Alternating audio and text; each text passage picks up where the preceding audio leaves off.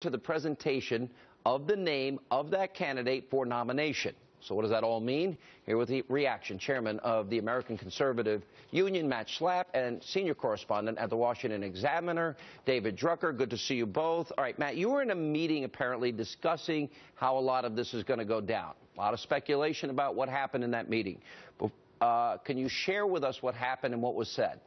Yeah, of course. I mean, first of all, the RNC and Chairman Reince Priebus, they're trying to be fair to everybody in this process, and they're trying to answer as many questions as possible that people have, because, Sean, people have a lot of questions. They want to know if there's going to be something, untoward that could happen that could deny the front runner the nomination. I think what the RNC is trying to make clear to everybody is that the delegates at this convention in 2016 are being selected now.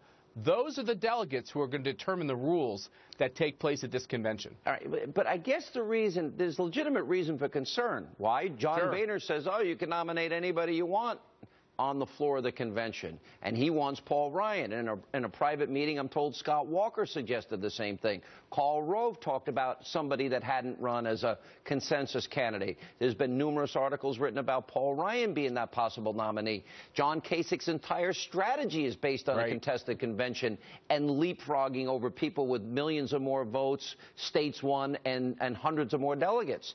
So there's real reason for people to sense that there's something untoward about to happen. That's exactly right. Look, I think the Trump campaigns, the Cruz campaign, and all their supporters, they ought to watch this carefully. The rules that get set will help determine what happens, but it comes down to one very clear principle. It's 50% plus one of the delegates to this convention are going to pick this nominee. So these campaigns have to run, in essence, two campaigns. They have to win as many states and as many delegates as they can in these states, and then they have to run a campaign with the delegates that are getting slated in all these states, and that will be actually in Cleveland, and they got to make sure they hold on to their delegates and can get to this 50% plus one threshold. All right, David, let's go back to Rule 40 for a second.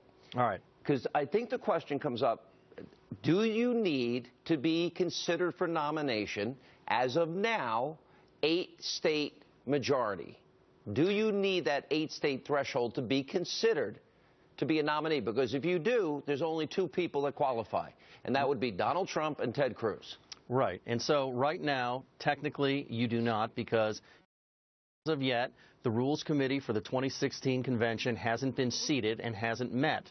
Now, I think it's very likely that you're going to have Trump loyalists and Cruz loyalists as delegates on the Rules Committee, and they're going to push for a reauthorization of Rule 40B. Why? Because it keeps Kasich out, and it means only one of them is going to be the nominee. And by the way, it also means that if you haven't run and you haven't won any delegates in the states, you're not eligible to be placed in nomination on the convention floor. That's what this rule is all about. But technically, until the rules package is passed by this committee... Isn't it kind of dumb to set the rules for the convention after the voting has taken place? Whether it is, Sean, whether it is dumb or not, this is how it has happened every 4 years. Forever. It's just that for the last 40 years, it hasn't mattered because only one candidate has been placed in nomination on the convention floor. Rule 40B only exists because 4 years ago, the pro-Romney forces didn't want to be embarrassed and look like there was a divisive convention when Ron Paul's name was placed in nomination, even though he never would have won. Now, Matt, George Will had a good column out today where he points out that the person that's actually winning this ground game and fighting that delegate fight is Ted Cruz.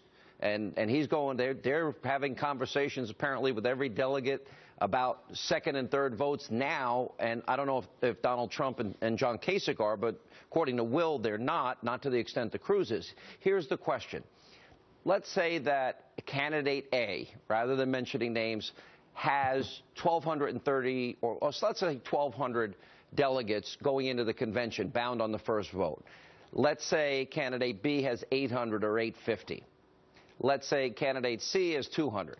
Now, if on the first ballot, candidate A, who has a significant lead but doesn't have 1,237, doesn't win, and either B or C candidate end up getting the nomination, don't you think candidate A supporters are going to be pissed off and maybe not show up in November?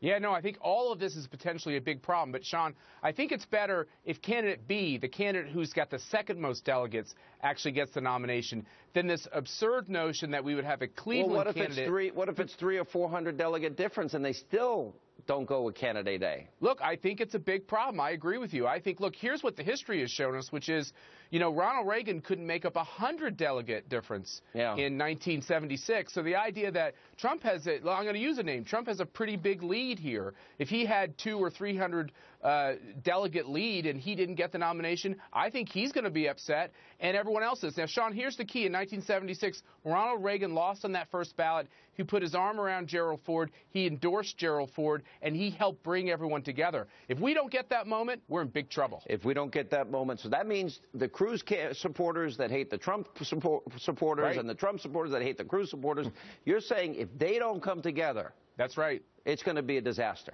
It's going to be a disaster. I agree with you. I think if we don't, we're going to get the second reign of the Clintons. I agree with you. Thanks for being with us. All right, I hope that clears that up for you. It's confusing, very confusing.